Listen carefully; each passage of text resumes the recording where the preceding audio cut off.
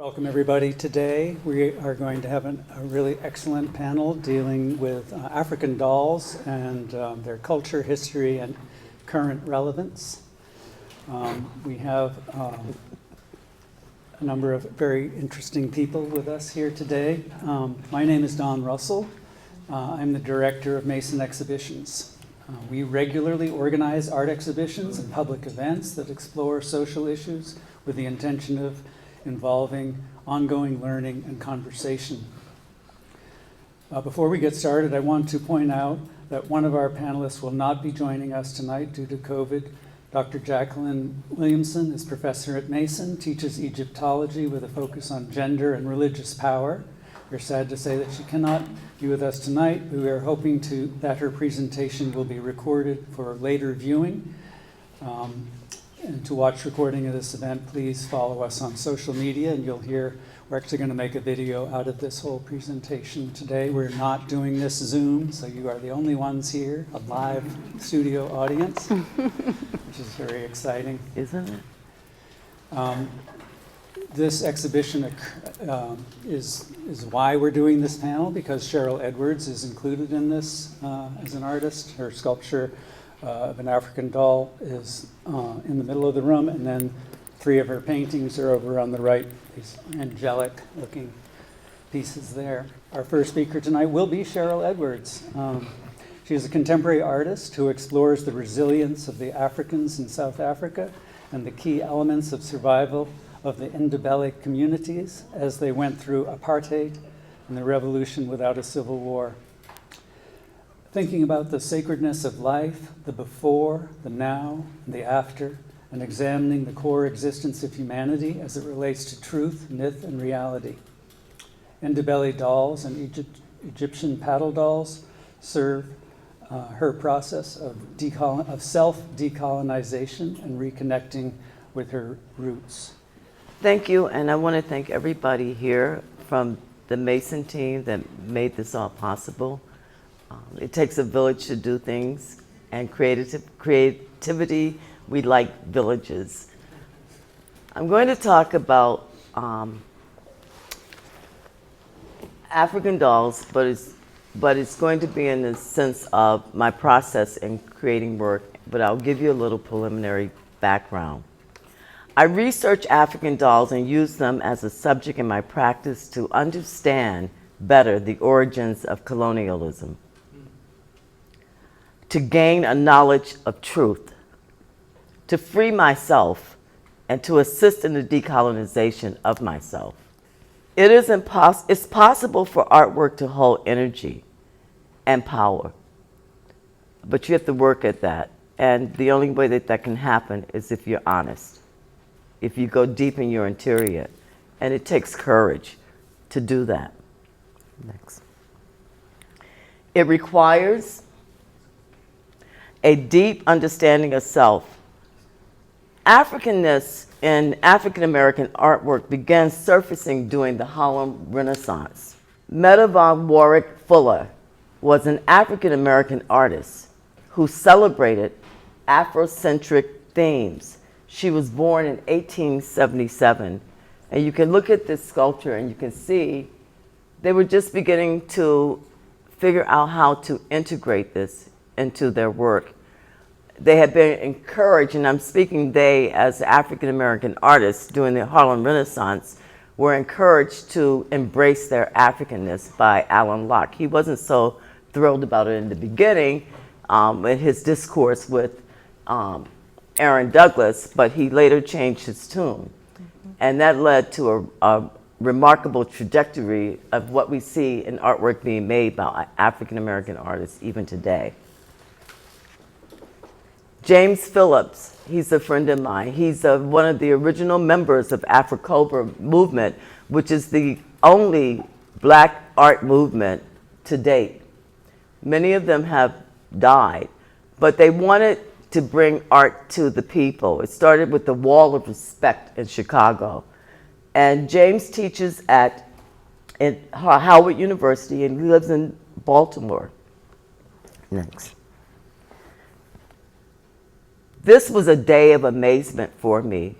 I'm giving you background for what has informed my work. It's been a journey. I'll be 69 in 2 weeks, and this journey started when I was 20. I saw and heard Nelson Mandela in Harlem on 125th Street. He was the president of South Africa. I had been protesting against apartheid for many years before that day. He was a man that inspired me and ignited my activism in the 1970s while I was attending Boston University. Next. This was my first exposure to the Ndebele community in South Africa, the women and their dolls. This is the capital of South Africa, in Pretoria. And this is in the bush, where I went to observe healthcare needs in the bush. I was there on a telemedicine data fact-finding because AIDS was rampant and there were not enough doctors for the general population of this country. Next.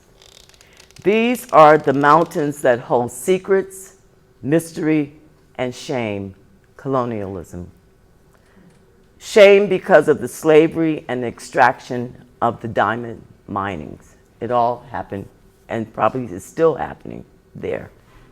Next. This is a hospital in Soweto. It was full of babies who had HIV/AIDS. And this was a communal incubator because they couldn't afford individual incubators for these children. Next. I went to Egypt before that, and it took many years for me to process. Egypt changed my life. This is my father. It was a family trip. My mother was there, my son's father, and myself. Next. This painting is entitled Del El Medina, and the tattoo on the neck is an identifier of the artists, artisans, and craftspeople who created all of the beauty in ancient times in Egypt. All of the carvings, all of the construction of the temples, the paintings and the hieroglyphics, they all lived in a complex. I wish I would live during those times. And can you imagine living in a complex full of artists? And that was your job. This is a paddle doll that I did for George Floyd and BIPOC people. I found myself during the pandemic painting for the dead. I tried to make it a contemporary perspective of the Nubian women's practice in Egypt, whose intent was to revive life or refresh souls. This is a tribute to the late artist Nelson Stevens. He was a member of AfriCOBRA. We lost him last year. It is an emphasis on the tattoos. Paddle dolls were used in Egypt as a part of the funerary practice for the dead. They were about this big, and they were buried by the tombs. And they largely begun being excavated in 1920, largely by the director of the Met, who thought of them as concubines or sex objects for afterlife. Little did he know that they were priestesses. They were powerful, and they were performers. They danced, they played instruments, but they trained even the little girls to carry on this tradition, and they were Black African women, Nubian women. Underlying reasons of my work, of how I create my work. Intent is based upon searching for the truth. I find this mostly by communing with nature, water in particularly. Anyway, I took this video because I was riding my bike during COVID, and there's a park called Keeman Park, Children's Park, and I went there for peace. I find truth in nature and largely by water.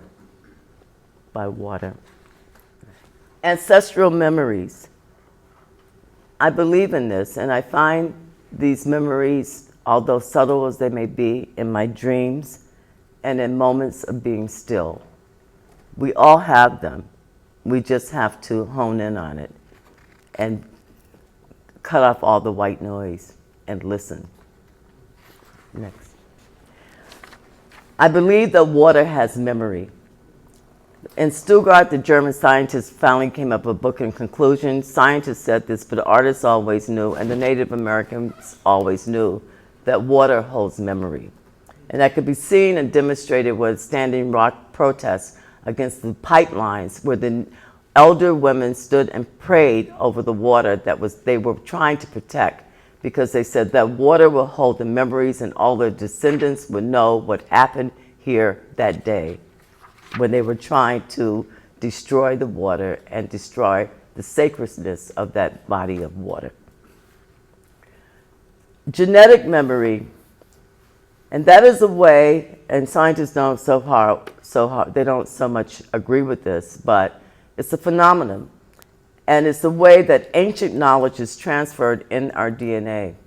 I believe this is true because I have been involved with a group of Nigerians over the last 8 years. And when I first met them, I would just spend a whole lot of time observing them. And I said, you know, we do that. I grew up in Miami Beach, Florida. I said, we do that. We act like, oh, so that's where we got that from. I never knew them. They didn't know me. How did we learn? How come we have the same mannerisms? How come we act the same way? It's got to be in our DNA. All of these things help me to discover myself and to discover truth. It helps me to experience freedom in this Western society. It helps me to be able to express my humanity. I took this image when I was biking. We went over to see artist Suzanne Furstenberg's installation. We saw it at RFK Stadium, and then they commissioned her to do it largely at the monument on the mall. And at the time that it reached the mall, in excess of 695,000 people had died from COVID. And these flags represent each life. She was honoring it. I mean, we didn't have a way to publicly grieve or honor the people that we lost through this pandemic. As artists, understanding your materials is a very key thing to art making. And it shows up if you don't understand them and you've created a piece of work. So I've listed the materials that I use, and I basically am talking more detail about what you see here in the gallery. So the materials used for the Ndebele doll and the materials used to create the water angels, as I call them. There are about 95 yards of tulle on that doll, and every time you do an installation, you can't replicate it exactly the same. It's always different. Next. Process is critical in art making. And this is the first time that this doll was installed was in Lynchburg, Virginia, in the Terry Crater Gallery. And the head and the neck, I use her over and over. And this is showing what it was made of. And I was trying to make these decisions in my studio at the time. It's the apron. Ndebele women and the Ndebele dolls, you'll see the beaded apron. And these dolls, how they are, that's how the women dress, the traditional women. And so I was trying to make my interpretation of this apron in a contemporary manner with the materials that I had. Next. And that's my take on the apron at that time. This time is different. That was the first time. And that was done with paper, ink stain, beads, sequins, all kinds of things. This will show you how I started thinking about this doll, trying to figure out how to put her together in my studio at the time. And then on the right-hand side, you actually see an image of where I installed it in the gallery in Lynchburg, Virginia, the very first time. On the installation that you see here, the doll you see here, have different materials, pulp paintings that I did at Reading Road Studio under the guidance of Helen Frederick. And I have an abstract painting on canvas that I used as the apron. Putting an installation together is problem solving. Oftentimes it takes a team. Next. Here you see Anna and Alyssa. Alyssa is the gallery director in the Masons Exhibitions Gallery in Arlington, and Anna is the curator at Tepper Contemporary Art Institute. They helped me the first time installing it. Installations, as I said, are never the same. They look different even though you're using the exact same materials.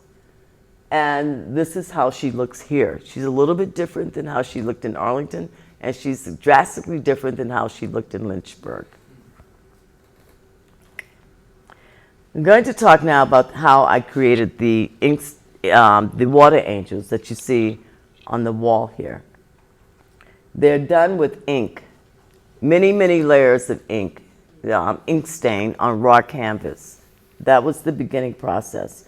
And the colors change because it's a wet on wet process, so you come back the next day after it's dry, and then it tells you what to do next and what color you should apply. So this wood is I used as a substrate.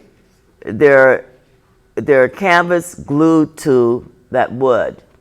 And I was able to accomplish this with the help of a sculptor, Wilfredo Valladares. And he taught me how to use a jigsaw. Now I owned a jigsaw.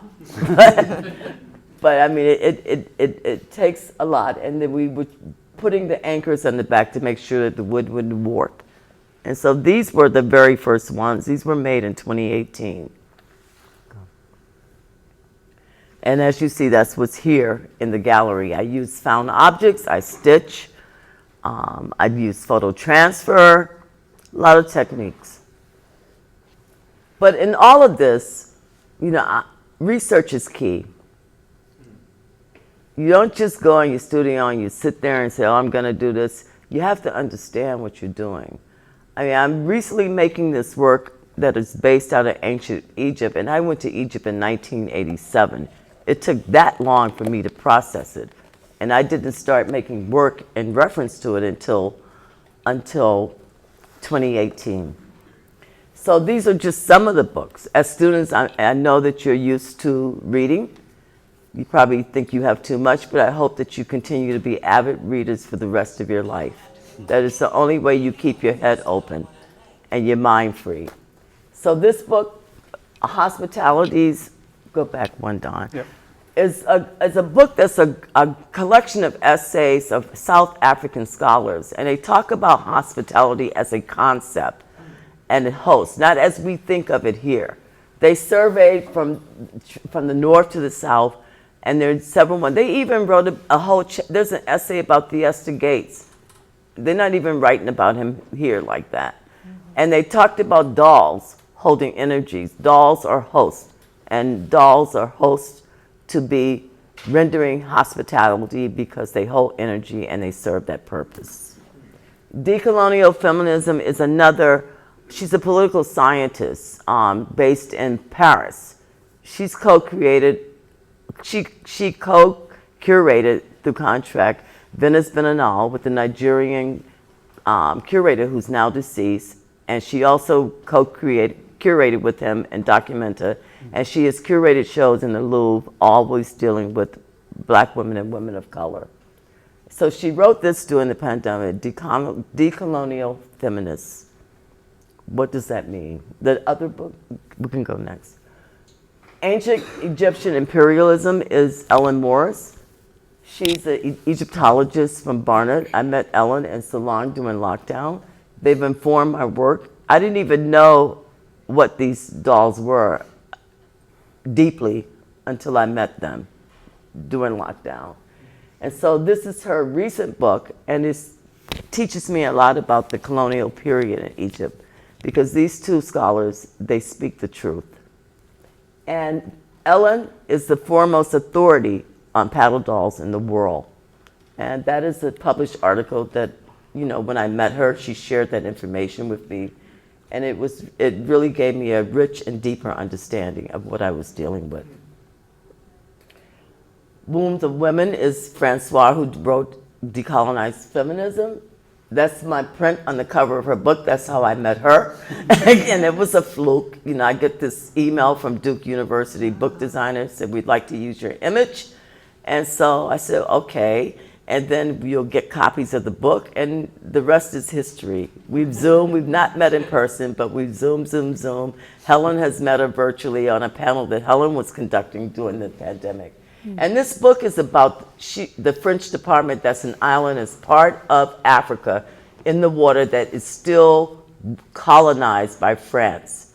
And this book is about how the French still today come to that island, take these children and women, promising them a better life, but they're enslaving them. They take them over to Paris and different parts, and they become domestic slaves. The Gift is a book, and I would advise, if you haven't read that, the students, to open your mind about what is a gift. It's not something someone gives you and you hold on to.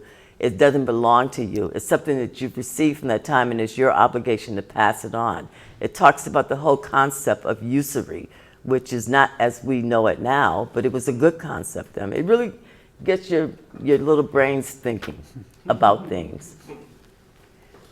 And then Water is Memory. This is by the scientist in Stuttgart, Germany. And my art dealer in Germany turned me on to this because I was talking about water and making work about water. And she said, Cheryl, you need to know this. And this Calling Out Isis, I'm not going to say that much to you because you have the author sitting right here. And so the Metropolitan plays a large part in my research, but what's very mysterious to me is that I lived in New York City for 10 years before coming here. I lived in New York from 1984 to 1994. And every time I had times of trouble or where I was stressed out, the Metropolitan Museum is where I would go. Some people go to their ministers, to their church. I went to the Met, and I went to the Egyptian part where the atrium is, if you've been there, where the water is and those tall sculptures. Little did I know who they were and what it meant. And I was sitting at the feet of Hatha, the warrior.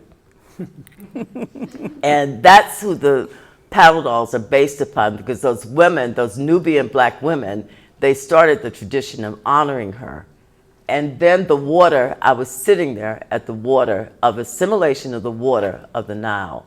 And that's what gave me peace and crazy New York City. I was young and wild and crazy, but that's where I sought peace. So I thank you for listening, and I'm very glad to be here.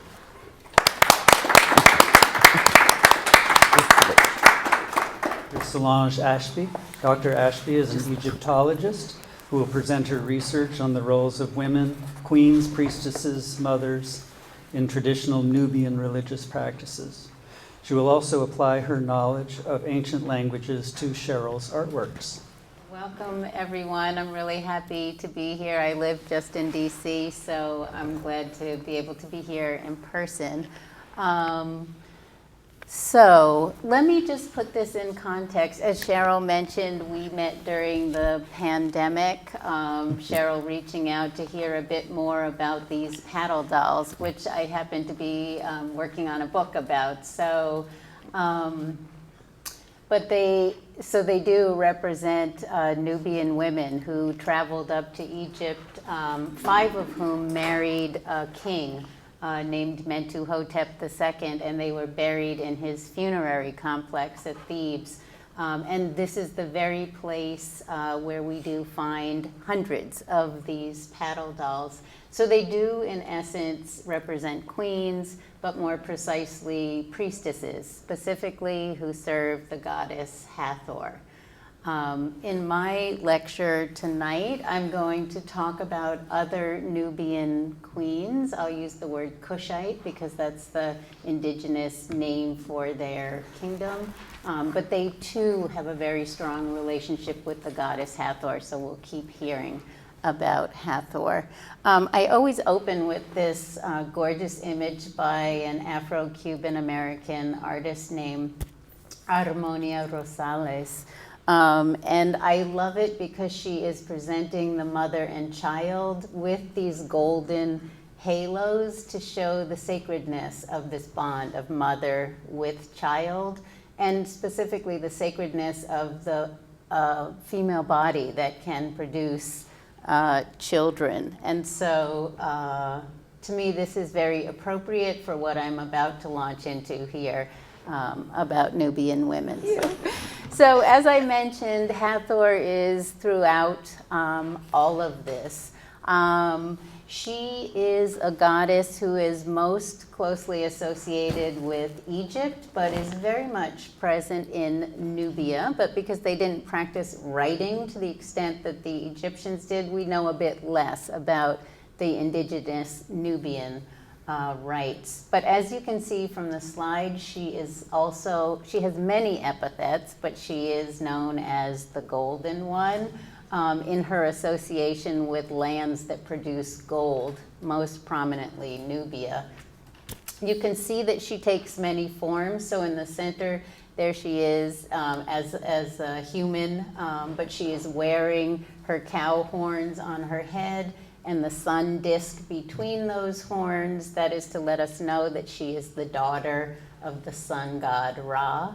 On the left, you can see her in her fully cow form, while on the right, there she is with a human face, but she has those cow ears. And so in a society where most people didn't read these little symbols that the cow horns with solar disk as a crown or the little cow ears would let people in the temple or funerary complexes know this is Hathor, or Het-Heru, as she's called in the Egyptian language. And then on the upper left, I love this image of a modern African-American woman who is at a temple in Egypt, and she is performing rites. It was taken by Chester Higgins Jr. This woman is holding a sistrum, a sacred rattle dedicated to the goddess Hathor, and continuing these rites at sacred places in Egypt. All right, next. So just to get us situated in space, if you look at the map on the left, specifically that inset, I like to always say, state the obvious, that Egypt and Nubia are in Africa. I was just at an art gallery at Yale and heard a young woman looking at an exhibit about Egypt and turned to her friend and say, I didn't know Egypt was in Africa. And I just couldn't help but yell out, that's intentional. So here we are in Africa, specifically the northeast part of the continent, and you can see the Nile flowing from south towards the north in the Mediterranean. And Nubia is specifically this area between the first cataract in the north and the sixth cataract in the south. And the cataract is just sort of a place in the river with boulders that make rapids. The map on the right is showing the same sort of thing, but Don, if you just click once, an arrow will fly up to show you the site of this oldest Kushite capital at the third cataract called Kerma. And this is the kingdom that was in power as these women were traveling from Nubia to Egypt to marry the king and come as sacred dancers for the goddess Hathor, this very oldest period. And then another click. The second kingdom then was located at the capital, located at the fourth cataract of Napata, and then one more click. And this final phase of this 3,000-year kingdom of Kush had its capital located at Merowe. If you do one more click, those dates will pop up, and I won't sort of belabor them, but I want you to get an idea of how very old this kingdom, long-lived kingdom of Kush is. And especially when you look at Kerma to see how very old these paddle dolls are and these traditions of performing sacred dances for Hathor. All right. Next, please. So I'm going to go chronologically. I won't talk about the Kerman queens in their homeland in Kush, simply because they didn't engage in writing, and they also didn't do a lot of imagery. And so it's hard to say specifics even about who was a queen. We have to call these women who were buried with ceremonial objects high status women, because we just don't really know. And I love to put out there that we don't even really know if the rulers were all male. I know this is sacrilege for Egyptologists to even hear or say, but I'm just saying. We'll see. So here we are in the Napatan period from about 900 to 300 BCE. Where queens are they've adopted the Egyptian script, and so we can actually read the hieroglyphs that they're decorating their tombs with. And so many ritual amulets have been found buried with queens. In this case, 2 different queens of a Kushite ruler named Pianki. And you will notice in each of the amulets, although they have very different styles, they all have that crown, that is the cow's horns with the solar disk. So we're very clearly making allusion to the goddess Hathor. But she looks very different in those 2 images on the right, kind of more Egyptian looking on the crystal goblet vessel with the golden head on the top. Much more Nubian or Kushite looking on the bottom, in that she's nude and she's got full thighs and these rearing cobras on her shoulders. This is a whole different cultural symbolism. But the queens are very much presenting themselves and probably in fact acting as priestesses in the cults of various gods. And so here are a few titles that queens held: the chief priestess of Hathor, another as singer of Amun, or sistrum player, that sacred rattle, shaking her rattle before Amun Ra, or as priestess of Mut, a name of another goddess. And so we have these queens who are essential for the performance of the sacred cult, but they're also really essential for birthing the next ruler. It wasn't just a straightforward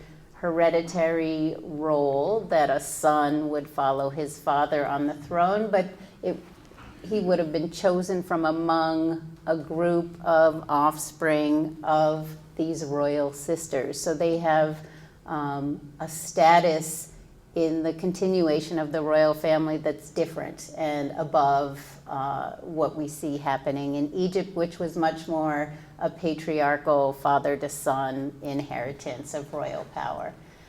So there's the Napatan queens. Next slide. And so I just want to show one image, another photo taken by Chester Higgins inside the tomb chamber of this queen named Kalhata. She's a Napatan queen. She was the mother of the last Kushite ruler to rule in Egypt. I don't know if you've heard of the 25th dynasty, when Kush went down into Egypt, so moved north and conquered Egypt and ruled there for just under 100 years. So I just love this image of Kalhata, and we can see again that she's quite different looking than Egyptian queens. She does not wear long flowing braided locks, but she has a very short cut natural afro. She is wearing on her head a different kind of a crown that makes reference to the goddess Mut, that one of the titles on the previous slide referred to. Okay, next slide. But there's also another way for Kushite royal women to be involved in maintaining power and performing religious rites. And that is certain royal sisters were appointed by their fathers while Kush ruled Egypt to serve as God's wives to the god Amun.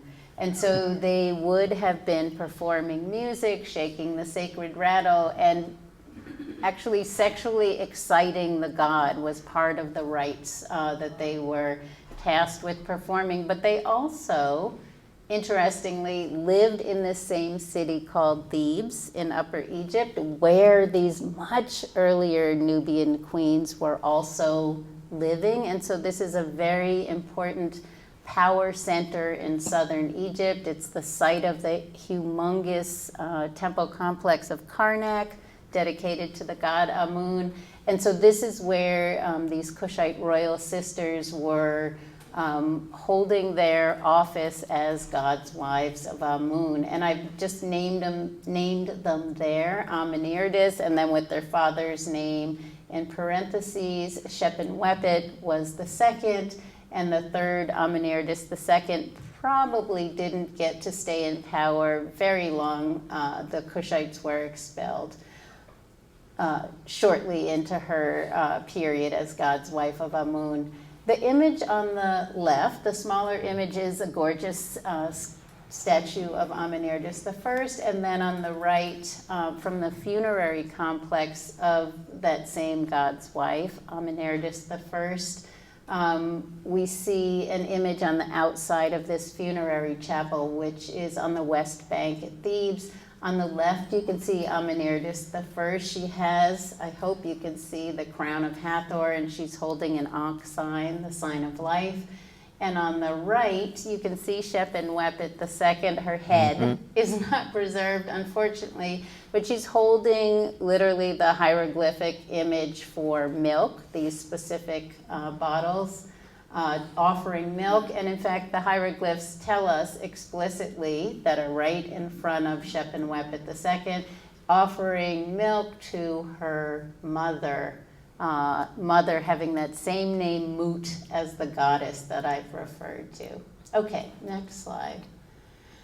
So now moving to that third phase of the Kushite kingdom, the Meroitic queens. And this is when women really come into full political power. I like to use this image of Queen Amanitore to depict how when they entered this Meroitic period, all of a sudden the way the queens are depicted is much more indigenous and much less Egyptian. And so the queens are much more voluptuous, they're larger, curvier. You can see she is has a bare breast in these images, another callback to that opening image from Armonia Rosales. And she's literally holding up the sky. She's holding up the hieroglyph that writes pet, the word for sky. But this is an intense period of rule by women. There are 5 back-to-back, virtually back-to-back queens who are either sole rulers, that indicated by that word kore, which just means ruler, could be a man or a woman, or kandake, which is, again, referring to this role of birthing whoever is going to be the next ruler. So we have Nahirko, Amani Reinas, Amani Shaketo, Nawitamak, and Amani Tore. Okay, next slide. So how are they attested? Unfortunately, we don't have any depictions of Amani Reinas, this first really powerful queen. It's hard to see on the left, but this is just an inscription written in the Meroitic language of her name, her husband's name, and her son's name at this temple far north, so virtually at the border of Egypt. If you just click, it just shows where that inscription was engraved on the front of this small temple called Dhaka. And I'll just sort of refer back to Cheryl's Place of Peace in the Metropolitan Museum is another Nubian temple, right, interestingly, that was removed before they flooded Nubia and taken to the Met, and that would have been just slightly north of this Temple of Dhaka, so this same vicinity, far north in Nubia, up near Egypt. Okay, next slide.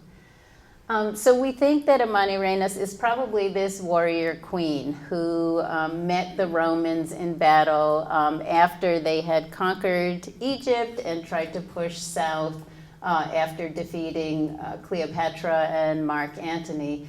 But Amanirenas had something for them, and so she meets them in battle. And Strabo, a contemporary, tells us, but the Ethiopians, and for the Greeks, they're always referring to Nubia, attacked the Thebes and the garrison of the 3 cohorts at Aswan, and by an unexpected onset took Syene and Elephantine and Philae, the temple complex of Isis there, and enslaved the inhabitants and also pulled down the statues of Caesar. The generals of Queen Candace, he doesn't know her name, so he's using the title Kandake to refer to her, who was ruler of the Ethiopians in my time, a masculine sort of woman and blind in one eye. So he is projecting sort of a Greek or a Roman idea of slender female beauty and seeing her in her largeness and her fierceness as a warrior, as a masculine sort of woman. Okay, next slide. So she came and did pretty much what Strabo tells us, overran the border into Egypt, toppled statues, and they have found this head from a statue of Caesar Augustus, the invader in Egypt, buried under a temple all the way south in Meroe, so about 300 miles south of where it would have stood in Egypt. Okay, next slide. Oops. So the next queen is Amani Shaketo. Her reign was incredibly wealthy. She has amazing gold jewelry that was taken out of her burial and brought mainly to Berlin. So there's that gorgeous bracelet with the image of a winged Isis on the left. And then this beautiful stela, so just a slab of rock with this image of the queen on the right is Amani Shaketo, and on the left is an indigenous Meroitic goddess who I hope you can see is breathing out Ankh signs, the symbol of life, from her mouth into the nostrils of the queen on the right. And this is from a temple dedicated to Amun, again at a site called Naka, not far from the capital city of Meroe. So if you click, I just want to show you these are Meroitic hieroglyphs, which you don't see very often, but they just really clearly label, it says this is Amani Shaketo, so you know that's the queen on the right, and then next click. This is Amasimi, and so they're just labeling so you know who is who in this sort of royalty meets divinity. I love it that it's a queen who is being supported and blessed by a goddess. Okay, next. Nawidamak then is another ruling queen, and this is just a sort of a recreated, colorized image of the chapel on her funerary pyramid, and then another on the left, a base of a golden statue. The two were separated, but this is just has her name and some other text written in the Meroitic script on the bottom left. Okay, next. This is the final queen of this Meroitic period. She rules together with a man, so it's Amani Tore on the right, and then on the left is Natakamani, and we're still trying to figure out, was this her husband or her son? It's not 100% clear, but this is on the facade of that Amun temple at Naka, and it's showing the king and the queen, or the two rulers, I'll just say, in parallel stances. They're smiting the enemy, which is kind of a standard scene in Egyptian temples and also here in Meroe. So they have enemy people grasped by the hair, and they're getting ready to chop their heads off. If you could see up closer, they're sort of bound enemies at the feet and lions who are underneath the rulers mauling them. So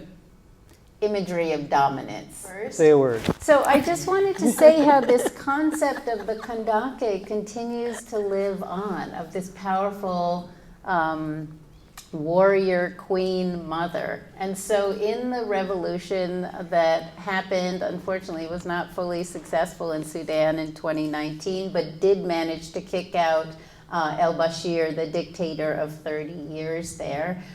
People flooded into Khartoum, into the capital city, to protest, and this one woman was leading chants. I'm sure she was not alone, but the photo of her went viral, and they labeled her the Kandake. And so it's just a call back to these powerful women from this indigenous history in Sudan.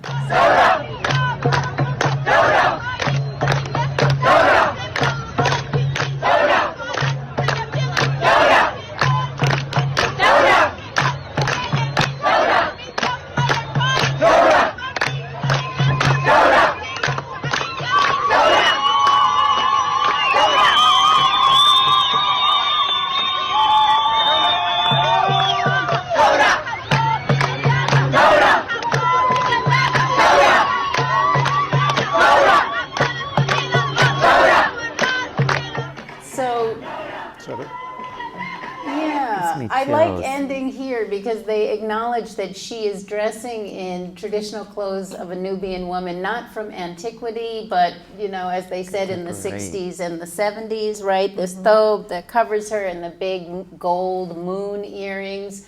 But she is chanting, "What do my people want?" And they're responding together, "Revolution." And this was really powerful to sort of encourage the protesters in the street to continue against pretty horrific violence. And so it's just a very powerful and resonant concept, and very much feeds into what Cheryl was saying about a concept of self-liberation. Like, not only is it for women, for African women in the diaspora, but also in the homeland in Sudan, was really a motivation for fighting against a very patriarchal, militarized, oppressive regime in Sudan. So I'll just stop there. Thank you. Thank you. Our final speaker is Dr. Lenitra Berger. Dr. Berger is an art historian currently teaching here at Mason. She will discuss the intersections of art and social activism in the Black diaspora.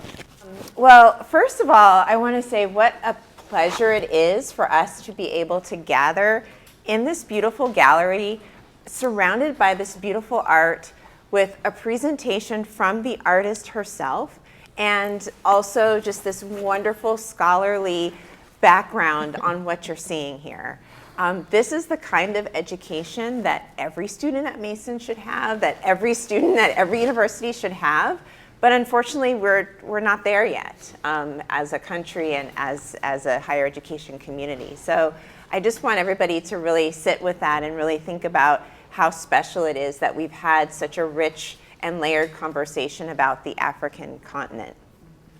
I also want to give you some food for thought to think about as we prepare for the Q&A portion of this conversation, because we have done this, this program together once before online, and because the theme of Cheryl's work and what we're discussing is African dolls, both Solange and Cheryl talked about how universal some of the themes of dolls really are. And so in each of our own ways, we've probably interacted with dolls, either as children or as parents or as people in communities. And so I really encourage you to think about your own relationship with dolls, because they hold so much power, because they have social significance, cultural significance, political significance. For African Americans, you know, we're raised in a culture where we didn't always have access to dolls that looked like us. And that was a political tool to make us feel inferior. And so being able to see African dolls or see, you know, dolls that reflect who we are is a political statement and something for us to really, to really reflect on and appreciate. So I'd love to hear people from the audience in the Q&A maybe share some of their own relationship with dolls. So as Dawn mentioned, I teach here in the art history department. I'm the director of the African and African American Studies program, and I usually teach the African Art Survey. So Solange, I will be inviting you to speak on ancient Nubia the next time I teach this course. All right. And one of the things I love about the course here at Mason is that we have so many African students on campus. And so they come to the course and they're able to share their own personal experiences with the artwork, and that really benefits the students as well.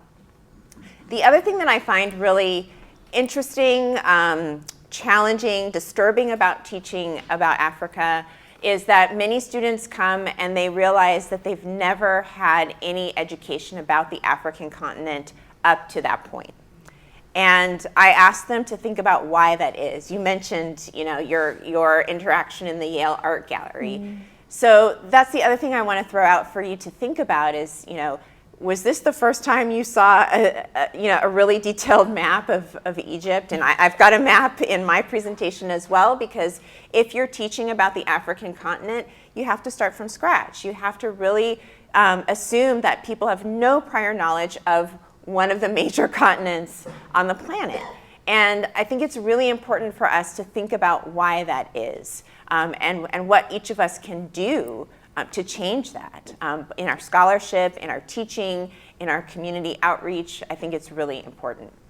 So what I'm doing here today is just kind of rounding out a little bit more about how African dolls are used in the continent. And then I just have a few thoughts about Cheryl's wonderful work as an artist, because I did my field work in South Africa and had interactions and connections to Ndebele dolls in particular. So, as you've seen, dolls are universal, and that is certainly also the case in other parts of Africa as well. And they serve a variety of different purposes. They can help with fertility. So women might have a doll because they want to conceive of a child, and so the doll is kind of the precursor for them having a real baby. Sometimes it's helping them connect to the deities to help make sure that they conceive. The context really matters in terms of how the dolls are really understood. It's possible that you may have seen some of these sculptures in museums, and the museum displays didn't provide you with any context. So you may have seen a sculpture, but you may not have seen a photograph or a video of how that sculpture was used in its actual context. And that completely changes the meaning. So much of the work that we do as Africanists is really trying to decolonize, deprogram, and help people to understand the real context in which these objects were used, rather than just think about a static sculpture under a case of glass. Most of the objects that I work with on the African continent were meant to be touched. They were meant to be held. They're oftentimes strapped to women's backs and carried around. They're not meant to be put in a glass case with a lot of security around it so you can't access it. So that's really important to remember as well. And then finally on this slide, a connection between tradition and innovation. I know that used to be Mason's tagline. They kind of stole it because this is really one of the fundamentals of African cultures and the diaspora. If you think about jazz music, you think about all the different ways in which African Americans have innovated. It's really connected to their diasporic roots, and that understanding that things are supposed to constantly evolve. And that's actually the most fundamental part of a tradition, is that it evolves. So the image that you see here is of two Eri Ibeji twin figures. They come from Nigeria. Nigeria has one of the highest rates of twinning in the world. And so it is very common for women to give birth to twins. And unfortunately, childbirth is a very dangerous process. And so even though there are lots of twins, there's also a high infant mortality rate. And so unfortunately, sometimes a twin will die in childbirth, or sometimes a twin may not live to its first birthday or may not survive into adulthood. And so the culture of the Eri-Ibeji twins is designed to honor twinning. And if a twin loses their sibling, they will create this sculpture, and that's the place where they go to memorialize the loss of that twin. So you'll see that the twins are decked out. They're wearing beaded coverings. Their heads are shaped and covered in indigo, and they're meant to be carried around and touched and cared for. Next slide, please.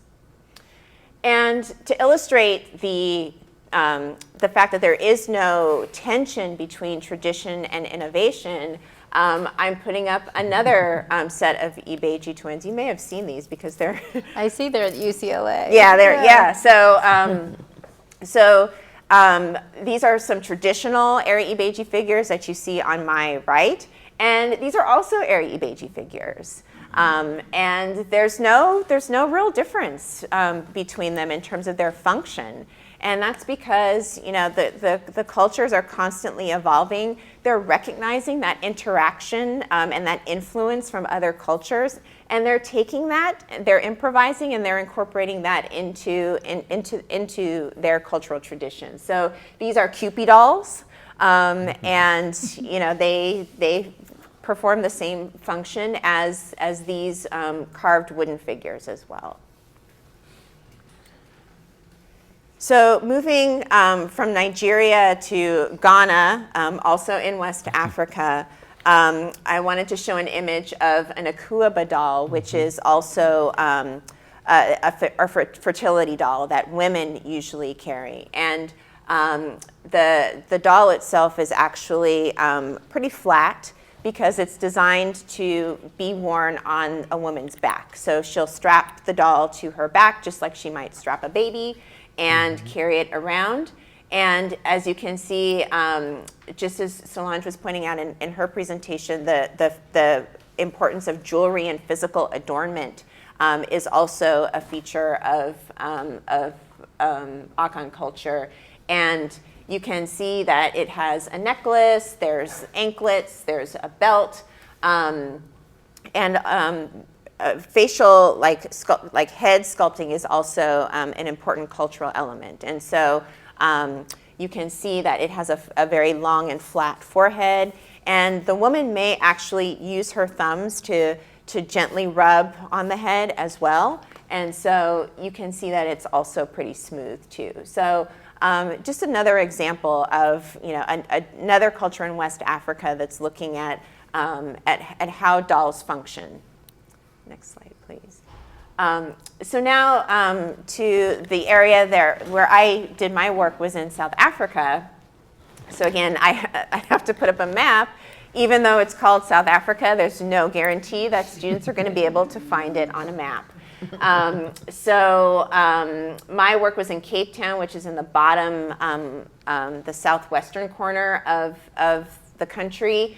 And where Cheryl was in the Drakensberg Mountains, that's more in the kind of northeastern corner of the country. And so South Africa is a large country with lots of different ethnic groups, 13 different official languages. It's extremely diverse just in itself. So if we think about the immensity of the African continent, and we've only talked about a couple of different regions, and each of us have spoken about all of the different sub-regions within that region over a period of about 3,000 years. That's covering a lot of territory. So that should just give you an idea of how culturally rich the continent is and why it's such a tragedy that we haven't spent more time from a curricular perspective diving into African cultures, because there's just so much there. Next slide, please. So I did my fieldwork in South Africa, and I think it's really interesting that Cheryl and I have crossed paths, because so much of her her interest and what sparked her curiosity in South Africa happened to me as well. I didn't get to see Nelson Mandela in person, but I watched every stop that he made in the United States because I was fascinated with him as a child. I knew he was in prison. It was a topic of conversation in my family about whether or not he was actually still alive in prison and whether he would ever be released. And so when he was actually successfully released and elected president, it was just such a moment for, I think, Black people throughout the diaspora that there was possibilities of liberation. And so I was always interested in South Africa, and I went to South Africa to do research on a Jewish South African artist who painted Black women during apartheid. And while I was there, I met many wonderful women who saw me there as a young person living there on my own and said, well, you know, we want to teach you our traditional ways. We want you to have a sense of community while you're here. And so they connected me to Ndebele culture, to Zulu cultures.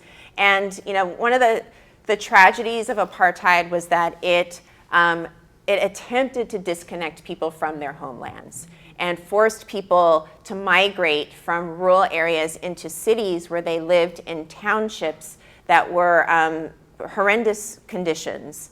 And they attempted to stop people from understanding their culture, but one of the things that we know about the diaspora is that that's not possible, that it's impossible to fully disconnect people from who they are. And so sometimes they would take 13-hour bus rides out into the rural areas to go back home and to connect with their elders and with their communities. And I was really taken by being so welcomed into these communities and to feel a sense of connection there. And so this is an example of an Ndebele home that would be outside of one of the urban areas. But one of the characteristics of Ndebele architecture and of Ndebele culture in general is a real focus on very bright colors, beaded, lots of beadwork, geometric figures. And in a quick second, I'll show you a picture of some more Ndebele dolls, because Cheryl's Ndebele sculpture that is so beautiful, and it's so wonderful to teach in this building and to pass by this sculpture twice a week. I feel like it gives me a little bit of a push into my classroom. So her doll looks, it's an Ndebele doll. And these dolls also have fertility connections. I have an Ndebele doll that I got when I was in South Africa, and I've taken it with me in all the different places that I've moved to, because it's once you have one of these dolls and you're able to touch one of these dolls, there's something about the spirit that they hold in them that immediately transfers over to you. And so I love seeing this doll because it reminds me of my own Ndebele doll, and it reminds me of South Africa. Could you advance the slide, please, Dawn? So these are just some examples. This is actually a picture of Ndebele dolls that come from an African craft market. And, you know, when we talk about African arts, sometimes there's a distinction between art for tourists and art that's, you know, works of art that are used in communities. And so if you're traveling in South Africa, you might be taken to a place where you will see women with these dolls set up that they've made. And I think that's a feature of Western art history that we really work with as Africanists. And I tried as best as I could to support these women because they're living out in the rural areas without a lot of access to other income streams. They're usually supporting their families. And so I actually didn't have a problem buying Ndebele dolls because I wanted to be able to support the local communities. But I really just love being in South Africa for many of the reasons that you shared, that connection to diaspora, the possibilities of political liberation. And in the book that I wrote about this Jewish artist, this woman was very taken by Black communities and very interested in Black communities, and really struggled to reconcile her own Jewish and white identity with her love and interest in being with Black women in South Africa.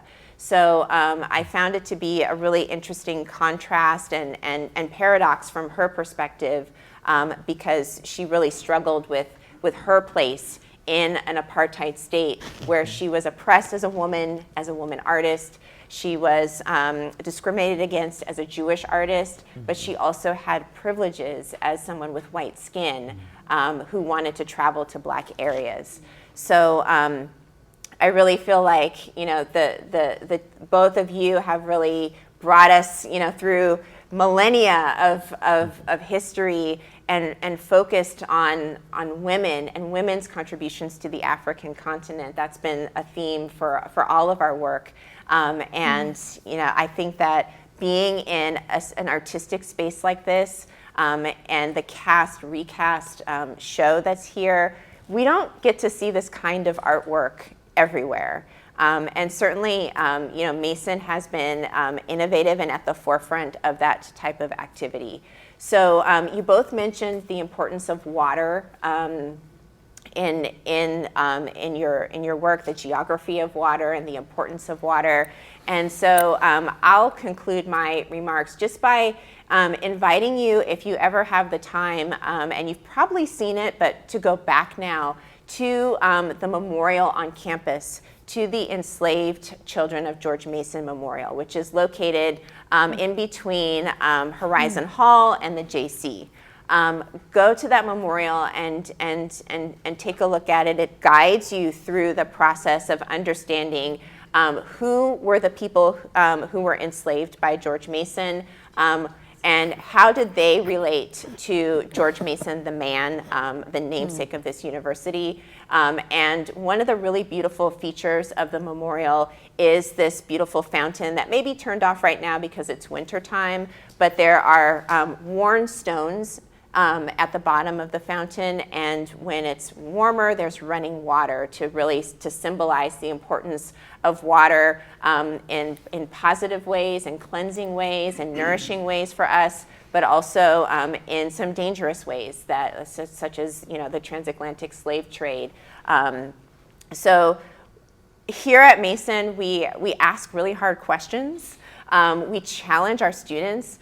We try to offer them these really rich opportunities to engage with scholars, and we're not afraid of these very difficult subjects that other universities and other places don't really want to talk about. So I want to draw your attention to how special this place is for these issues in particular, and thank you for coming. Thank you.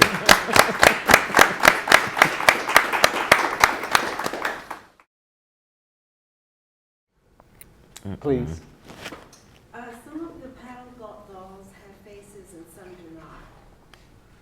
Do the ones that are shown without faces, is it because there were faces there and they've been erased over time, or were they deliberately not created with faces?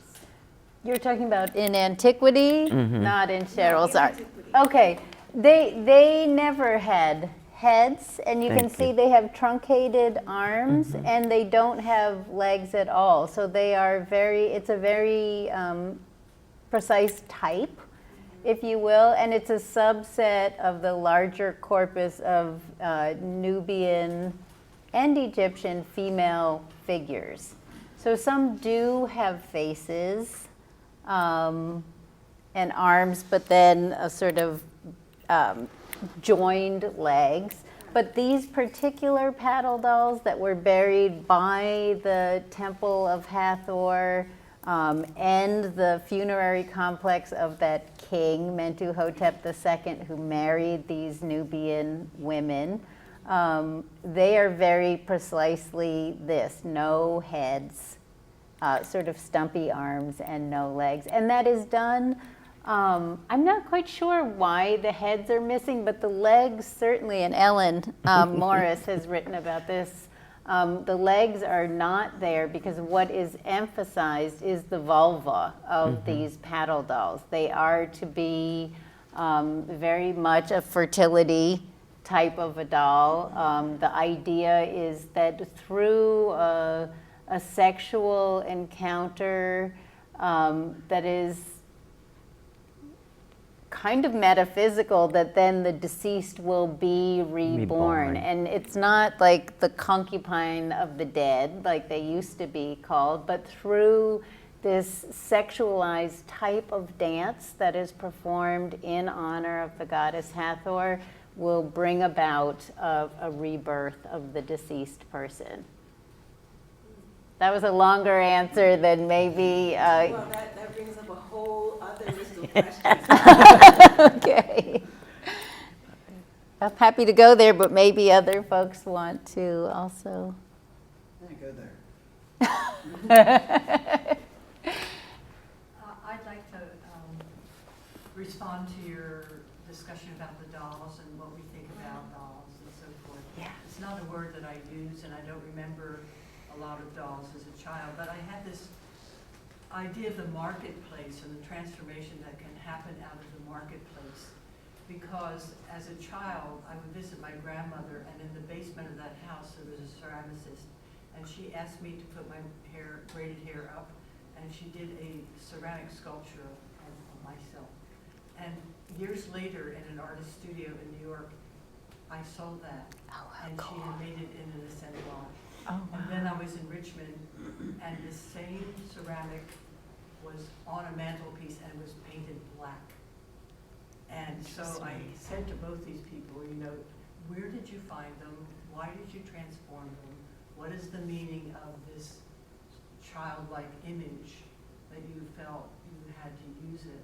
So my question to you is, you're showing us the marketplace of all the Ndebele dolls. How much transformation could happen from the contemporary person buying or selling those dolls? I got something to say about Yeah, go that. ahead. Whoops. There were a group of women from the West, you know, because during apartheid, women were separated from their husbands and they had no way of generating income to feed their families or to survive. After apartheid, the skill set was still not that great, and they had no experience. They couldn't go and get a job. They didn't know how to type. So as women organizations from the West went over there and engaged them to talk about how to generate revenue. A lot of them lost their men during apartheid. They were dead, or they were in prison, or they were crazy. Because there was no civil war. It's the only place you've had a revolution and there's no civil war. Historically, you have the revolution, you have the civil war, then the people try to put the country and place back together. The Civil War never existed. And as a result, it left women without skills, without any jobs, not in their rural areas, displaced from their environment where they could grow food, to have to take care of their families. So they dress like these dolls look. This is not something they just sit down, now I'm creating a doll. This is who they are. The traditional Ndebele women in the rural areas, this is how you see. The ones with the red capes, they are sangomas, they're healers. So the women groups out of the US went over there to help them determine a way to generate revenue. And they paint houses too. Like, you know that woman, she's 80 something, she's painting BMWs. The way that they paint houses, but they couldn't transport that skill set somewhere to be marketable. So the short answer is, do these objects that you buy in these marketplaces hold that energy? Probably not, because they were never used.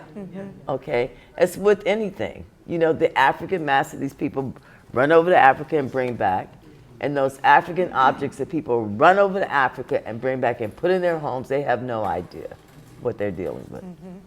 Yeah, the context. Right. Go ahead. I love that as a segue. Thank you so much for this wonderful panel. I'm Zoe And I have a question specifically related to that, Cheryl. It's about those objects, those tourist objects that are brought back. And I wonder about the ones that end up becoming or being used in rituals here. From Elay cultures or people studying Kiba and use objects that I would assume are clearly not ritual objects, but they were part of the tourist trade, but then they become something else or they represent something else. I just wonder what your thoughts are about that. I got rid of the things that I bought in Africa. I went to Africa many years. I got rid of about $10,000 worth of objects because I was ignorant. I had a studio in Brentwood, and he's still there. He's a sculptor from Nigeria.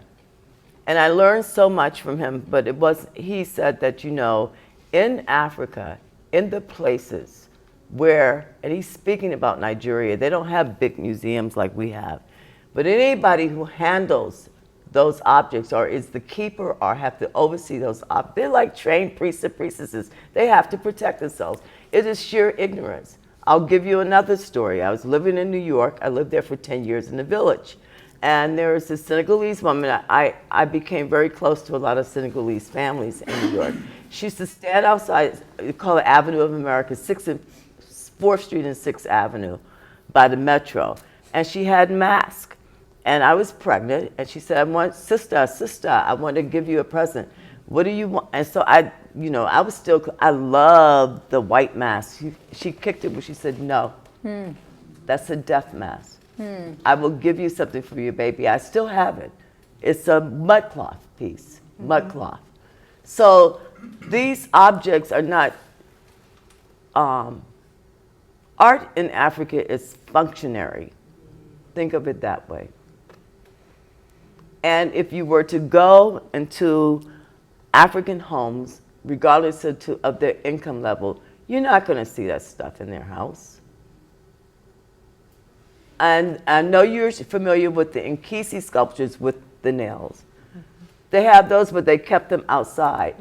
And the priests or priestesses came in Africa because they were performing a ritual to get rid of a problem. And they would nail it in there, but that was not to be brought inside your home. Americans, you know, we think we know everything, and we think we're just so free and we can embrace everything, and they have no idea. Another thing that he told me, the sculptor, he says, Cheryl, do your research. These people who are in these African museums over here in the West, they die. You never hear about it. You can't explain it logically or medically, but they don't live on because they're dealing with objects that they have no knowledge about. All right. Whoa. Go ahead, please. I have a follow-up question about supporting the marketplace. So I think if the motivation is to support the next generation of women in the local village, wherever it may be, then would you not think it's a lot to ask that the visitors are not or are ignorant? Because I think that, you know, if we want to pay attention to the voices of people who are interested in a kind of capitalistic game, then maybe they're less concerned about that than we are sitting in this space, which is so-called an institution. I'm talking about the antique objects. Those women that are making those dolls, they've been displaced out of their rural area. They're in ghettos. Soweto is what they call a ghetto. And they are not empowering those dolls. Those dolls are specifically made to raise money to feed their children and their families. They have not been used. Even the objects that I got rid of, when I was in Senegal, there was a place that was all antique sculpture. I went in there, I came out. I bought things that they're not machine made, but I bought things with my limited knowledge that have not been used, even for a wedding ceremony, even for anything. But we don't have that education and enough information to know that.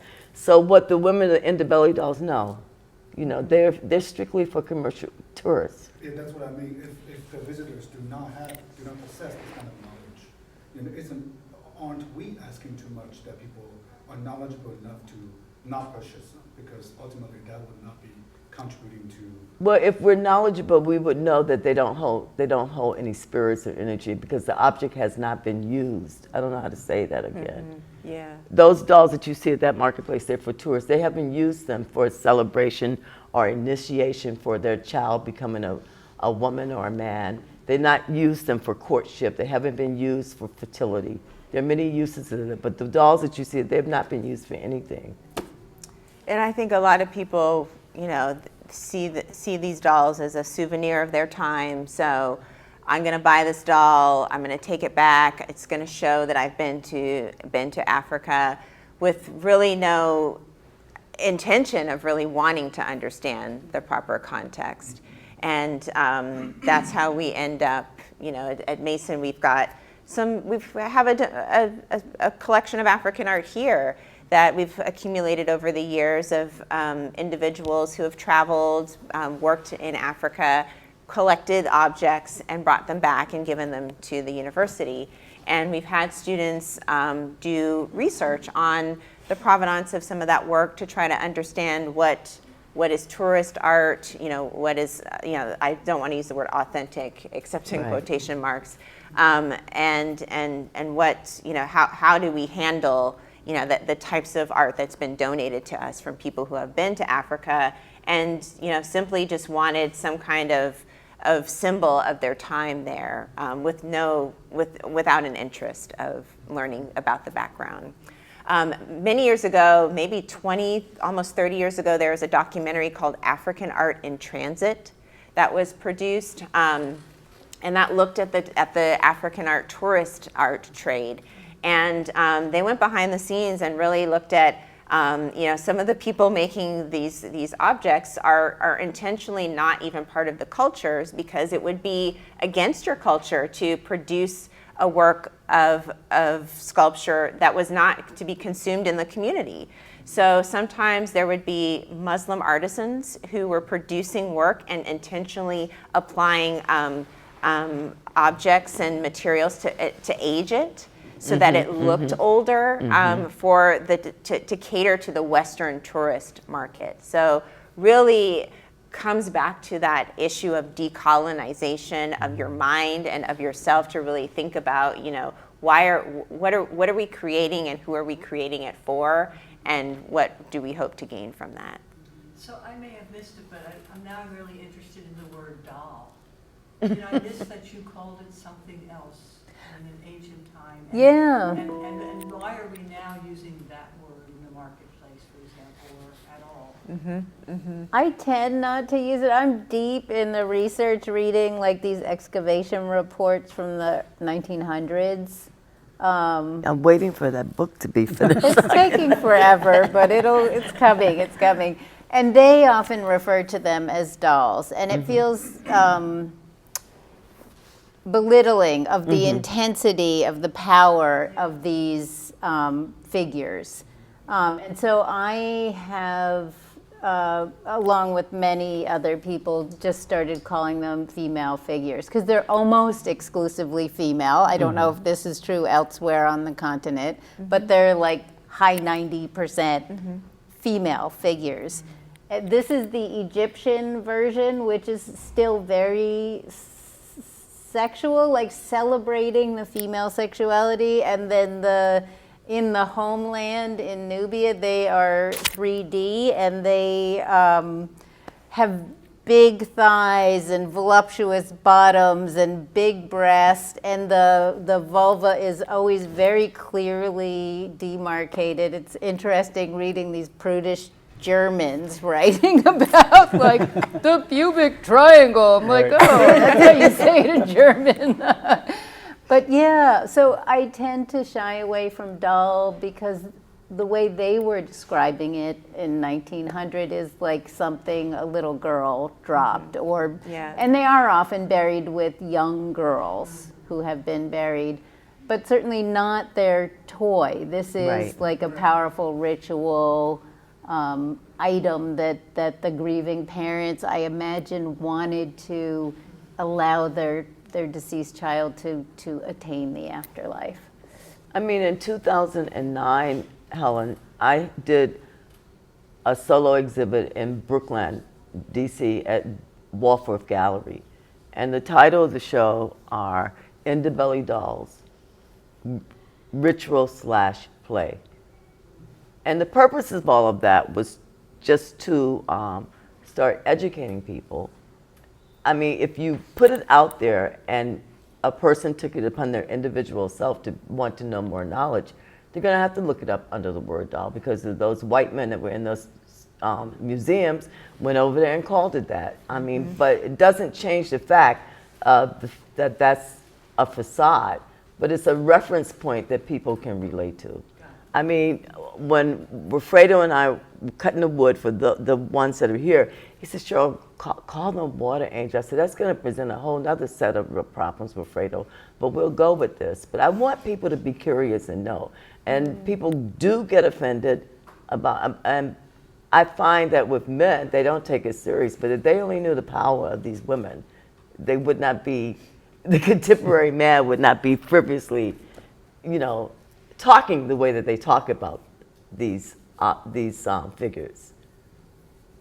So there's a lot of work to do, put it that way. And that's for the scholars to do and the writers.